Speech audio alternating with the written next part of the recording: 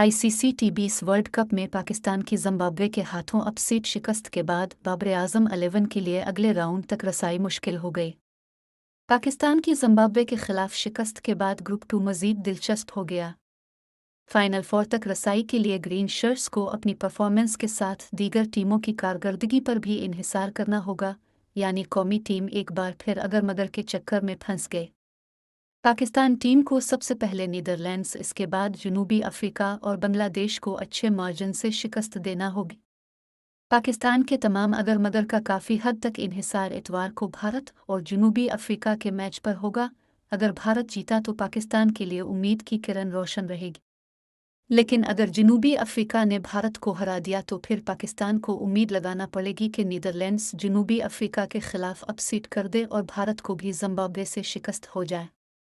मौजूदा सूरत हाल इतवार को होने वाले मैचेस के बाद मज़ीद वाज़ेह हो जाएगी।